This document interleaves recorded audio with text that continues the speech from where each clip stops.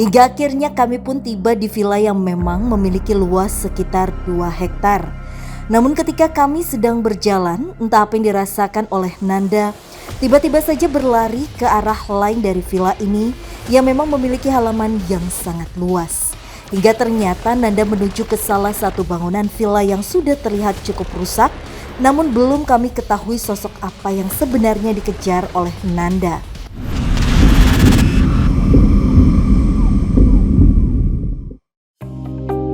Sebuah bangunan yang dulunya difungsikan menjadi sebuah villa ini memang sudah berdiri sejak tahun 1950, di mana bangunan ini terletak di daerah Cisarua, Bogor.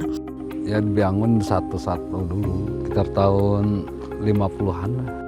Villa yang rata-rata dihuni oleh warga negara asing yang bertugas untuk mengajar sebuah sekolah pada zaman tersebut, sehingga tidak aneh lagi apabila di setiap rumahnya terdapat perapian layaknya rumah-rumah yang memang berada di luar negeri yang memiliki musim dingin. Namun sayang, sejak tahun 1998, villa ini akhirnya ditinggalkan oleh para penghuninya yang memang rata-rata warga negara asing, sehingga villa ini pun akhirnya disewakan kepada para pengunjung yang ingin menghabiskan waktunya di area Cisarua. Dari sejak dibangun ini kan dikontrak ya sama orang-orang bule, karena waktu itu kerusuhan waktu lensanya. Nah, bubarlah orang-orang ini, orang bule itu nggak ada yang mau datang lagi ke sini. Meskipun jarang, namun tetap ada beberapa pengunjung yang memang datang untuk menyewa villa. Tapi ternyata banyak keganjilan-keganjilan yang dialami oleh beberapa pengunjung di sini. Cerita waktu dulu ya, orang-orang tua banyak itu sebenarnya. Ada orang binatang kuda yang ditunangin sama bule itu kadang-kadang sih. Anehnya di villa ini terdapat satu mitos yang masih beredar hingga sekarang, di mana terdapat satu batu yang tidak boleh diduduki maupun berfoto bersama batu tersebut dikala jam menunjukkan pukul 12 siang. Hal tersebut dikarenakan pernah ada pengunjung yang mengalami kesurupan setelah melanggar mitos yang memang sudah ada sejak zaman dulu kala. Ya karena kan ya kalau udah ngefoto itu sering kemasukan orangnya gitu. Tak hanya kerasukan, nyatanya banyak sosok yang ada di villa ini sering sekali menampakkan dirinya kepada pengunjung maupun beberapa warga yang memang sekedar lewat di area villa. Bahkan salah satu sosok yang memang sering terlihat oleh warga adalah sosok perempuan berkebaya di sekitar area villa. Jadi kelebat aja sih gitu. Ya itu yang berbaju kebaya terus sama perempuan. Sebenarnya wanita sih situ mah. Pakai kebaya tuh, pakai udeng ya waktu dulu lah gitu. Lantas mampukah penelusuran kami malam ini menguak apa yang sebenarnya melatar belakangi angkernya villa ini? Dan siapa sebenarnya perempuan berkebaya yang sering menampakkan diri tersebut? Oke, jadi kita mau ke salah satu villa yang ada di daerah Bogor. Sebenarnya bisa dibilang villa ini masih aktif sih, Fris dan juga Kak Adian. Tasya, Frisly, dan juga Nanda telah menuju ke salah satu villa yang memang terletak di area Cisarua, Bogor. Hingga akhirnya kami pun tiba di villa yang memang memiliki luas sekitar 2 hektar. Namun ketika kami sedang berjalan, entah apa yang dirasakan oleh Nanda, tiba-tiba saja berlari ke arah lain dari villa ini yang memang memiliki halaman yang sangat luas. Hingga ternyata Nanda menuju ke salah satu bangunan villa yang sudah terlihat cukup rusak, namun belum kami ketahui sosok apa yang sebenarnya dikejar oleh Nanda. Hey. Kak, Kak. Awas. Hey. Kak Den, awas, hati-hati. Kenapa Fris, ada apa di sini, Fris? Entah sosok apa itu sebenarnya, Nanda mencoba untuk berkomunikasi dengan sosok tersebut. Pelan-pelan, saya kok ingin komunikasi baik-baik dengan kamu. Teman-teman saya juga ingin komunikasi baik-baik. Ayo Fusi, bantu saya untuk komunikasi. Assalamualaikum. Mungkin aku bisa lebih mendekat kali ya.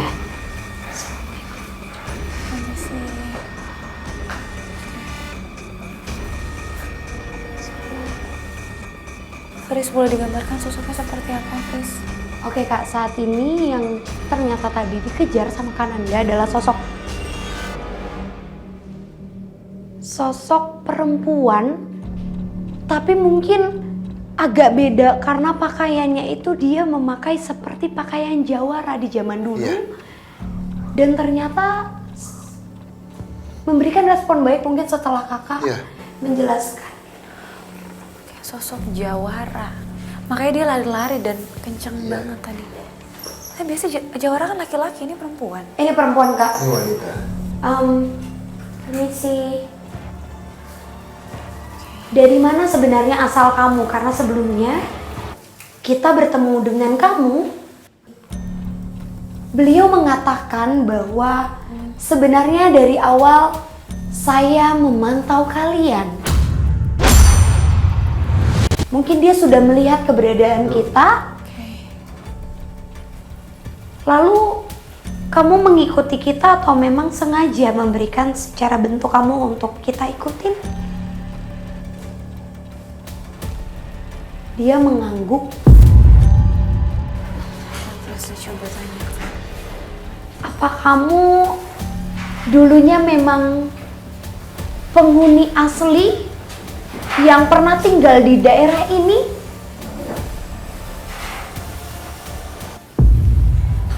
Iya. Dia mengatakan iya. Bahkan dia memberitahu bahwa coba kalian lihat ke depan karena ada satu tempat figura di mana itu seringkali menjadi tempat persembunyianku. Coba deh, kita ke depan figura. Ada sebuah figura.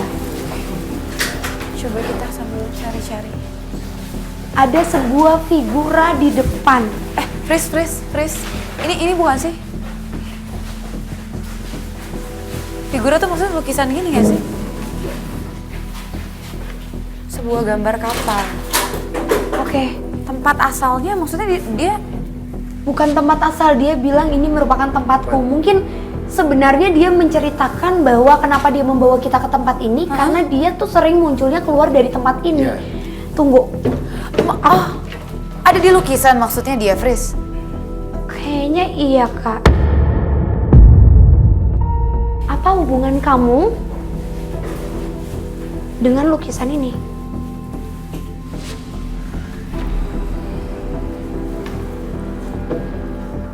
Sedikit banyaknya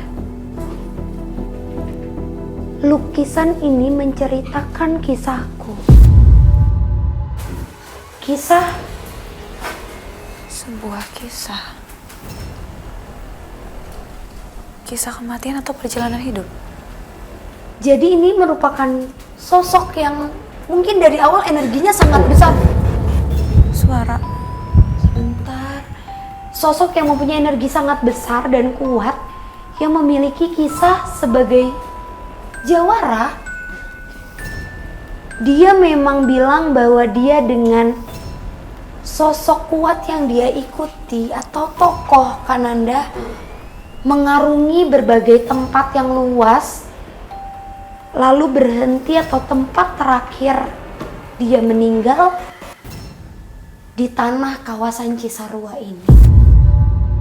Selaras dengan penuturan Frisly, beberapa pengunjung villa memang sering diperlihatkan adanya seorang perempuan dengan memakai pakaian pendekar zaman dahulu. Dari para penyewa pernah lihat ada perempuan yang kayak zaman dulu ya, zaman kerajaan ya, kayak pendekar.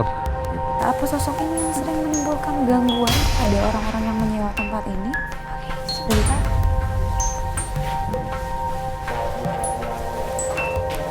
Maaf saya mendekat. Apakah kamu salah satu sosok? Apakah kamu salah satu sosok yang sering menimbulkan gangguan di tempat ini?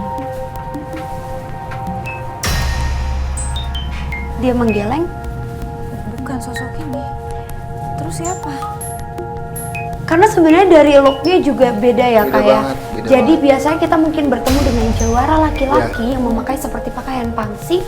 Kali ini kita bertemu dengan sosok perempuan yang rambutnya itu lebih panjang dari aku, hitam pekat, dikuncir satu panjang seperti ini. menjuntai panjang dan seperti membawa, aku nggak tahu ya, tapi kayak ada kayu yang diikat di sini di bagian belakang, memakai celana hitam, pakaian hitam yang seperti ada pengikat dan juga ada ikatan kepala. Apa hubungan kamu dengan tempat ini?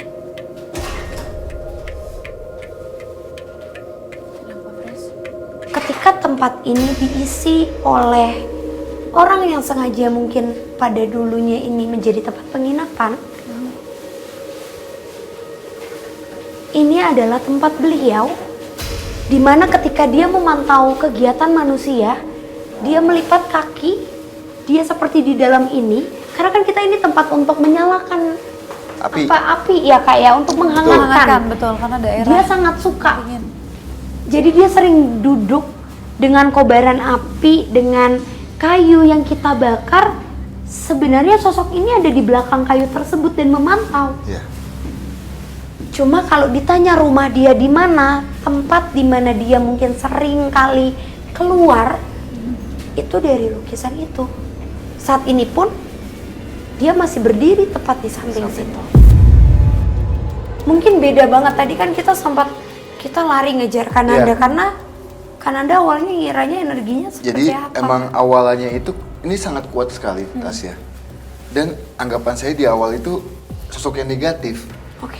Nah, makanya pada saat dia menemukan saya temukan di kolam, depan kolam itu tiba-tiba dia pindah dan masuk ke dalam sini. Oke. Karena memang sosok ini tidak mengganggu, sebelum kita ke tempat lain, mungkin ada yang ingin disampaikan sama sosok ini, karena takutnya ini kan tempat baru buat kita ya. Takut ada sosok yang berbahaya. Boleh didekatkan lagi Kananda? Biar aku bantu untuk komunikasi. Ada pesan. Ya.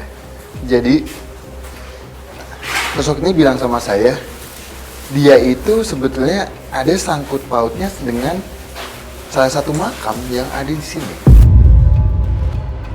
Sebenarnya kalau tadi kakak sadar, kakak tuh ngebawa kita ke arah kolam renang ya. Iya. Dan pada saat Kananda di situ, aku bertemu dengan sosok yang beda yang sebenarnya aku mungkin pernah melihat sosok itu di Bangka. Apa mau kita temuin? Biar kita cari tahu tentang tempat ini. Boleh. Ya udah. Kita coba ke sana. Melihat adanya sosok lain yang ada di dalam kolam renang yang memang sempat kami datangi, kami pun mencoba untuk mendekati kolam renang di villa ini. Kalau di sini, Di tempat ini tadi ada sosok apa, Fris? di meja ini, tadi itu ada sosok laki-laki. Di sini itu. Melihat adanya sosok yang berdiri di ujung kolam, Nanda pun berlari untuk mendekati sosok tersebut. Tahan, biarin. Emang kayaknya dia tuh berusaha untuk ngedistract kita dari awal. Karena pada saat awal tadi, Iya, Fris. ternyata kan kita memang dibawa ke tempat sana kan, Kak. Dan ini tuh hujan. Ini hujannya tuh hujan gerimis. Kayaknya ini adalah Ayo sini. Kenapa? Diam sini. momen yang sangat disukai oleh sosok Diam. besar ini. Dia suka air maksudnya, Fris. Makanya ada di kolam dan menyebabkan hujan. Bahkan mungkin dia berharap kalau kita tidak jadi penelusuran hari ini. Jadi Iya, ada. samping kita ini ada sosok laki-laki dengan tubuh yang sangat gempal, Iya, gerak. dengan kepala botak dan menggunakan enggak, cuma pakaian itu dalam saja, tapi perutnya itu membuncit. Selaras dengan apa yang dikatakan Nanda, sosok laki-laki yang memang berada di area kolam ini telah beberapa kali terlihat oleh pengunjung maupun pengurus villa ini. Di kolam renang pernah ada yang lihat tuh sosok manusia gede, gundul, perutnya buncit ya. Jadi sosok ini emang sudah lama ada di sini, sebelum ada. Astagfirullahaladzim. Harusnya gambar itu ketangkep di... Semoga tangkap ya, tapi Ya. tapi jadi kayak ada orang yang nyebur. Kayak ada yang nyebur dan nyelam ke bawah. Itu dia atau Bukan. Dia coba untuk menggerakkan benda, lalu membuat kita sadar kalau kehadiran dia tuh sangat kuat di sini. Jadi ini sosok terkuat di tempat ini? Untuk sosok kuat Gak tidak bisa kita jawab iya ya bisa Kak. jawab. Tapi dia bilang, saya itu sudah ada lama sebelum adanya villa ini, bangunan ini dia bilang. Jadi sebelum adanya bangunan ini adalah ini masih hutan, sangat hutan lebat. Nah dia adalah salah satu penunggu di hutan itu. Dan kenapa dia ada di kolam ini? Dia suka dengan hal-hal yang mungkin bisa kita bilang lembab, menjadikan ini lembab ya. Dan sangat bau yang ditimbulkan atas kolam ini juga. Dia sangat suka sekali. Kenapa? Bahkan Kak, sosok ini terus-terusan ngomong. Beda Iya. sama sosok tadi yang harus kita tanya baru dia menjawab. Dia ngoceh. Iya, kalau ini ngoceh terus ya. Betul. Dia kayaknya sadar kalau di sini keberadaan Kananda itu mungkin bisa untuk mengunci dia. Jadi dia masih belum tenang. Cuma sosok ini berulang kali selalu bilang bahwa umat kita, umat kalian, manusia selalu sembarangan di tempat ini. Jadi kayaknya mungkin pada saat ini masih disewakan. Betul. Ini menjadi spot untuk berfoya-foya, melakukan hal seperti duniawi, hal seperti kita, hal kecil deh. Kita mungkin gak lupa kalau kita tuh hanya menumpang sesaat di tempat ini, tapi kita buang sampah sembarangan. Dan itu yang membuat dia marah. Dan kadang dia sering menampakkan diri dengan cara bener-bener diam, menyeringai seperti senyum, ketawa bahagia. Tapi dengan sosok yang serem kayak gini. Bentuk gangguan yang biasa ditimbulkan oleh sosok ini adalah Gangguannya itu gangguannya ya. Pelan-pelan. Awas, Ananda, kakak di ujung. Ananda, kamu udah di ujung. Jangan bawa saya ke dalam. Jangan bawa saya ke dalam. Jadi dia suka mewujudkan fisiknya pada saat suka ada yang berenang pada saat di malam. Itu gerak Saat sendiri, malam-malam. sumpah itu gerak sendiri, Fris. Ya. Sumpah itu ayunannya gerak sendiri, Ada Fris. ayunan di bawah kita dan ayunannya gerak.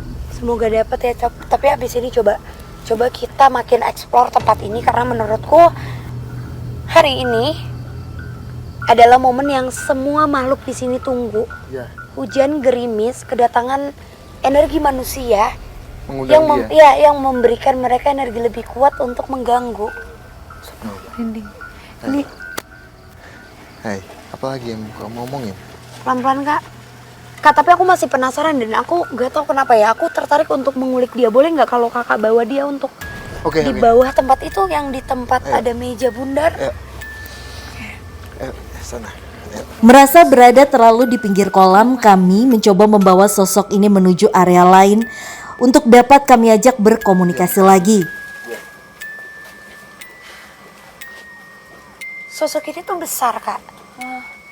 Dan sosok ini tuh kayak lagi duduk di atas meja dengan cara melipat kakinya seperti ini, Bersila. tangannya diturunin seperti ini, dan sambil tertawa.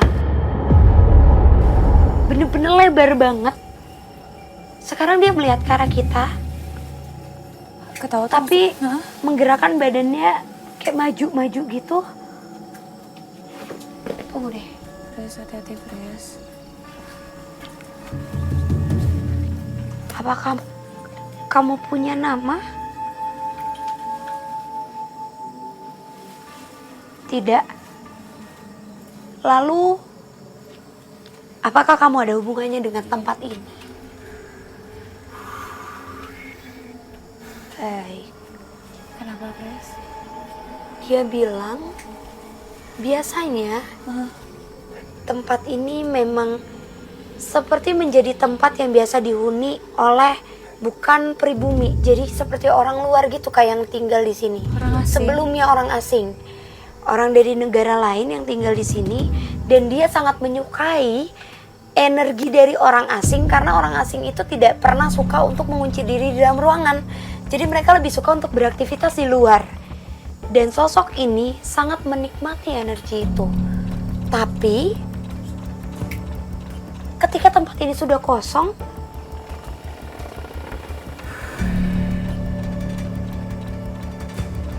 ketakutan kalianlah makanan kami.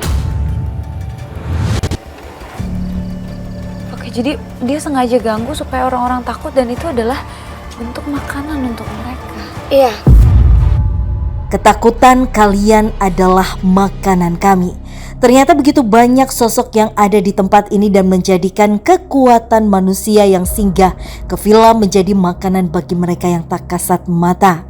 Bahkan sosok laki-laki botak di area kolam renang ini pun menjadi sosok yang cukup mengganggu. Namun mampukah penelusuran kami mengungkap hal lain yang memang ada di area villa ini? Tim, hati-hati, Tim.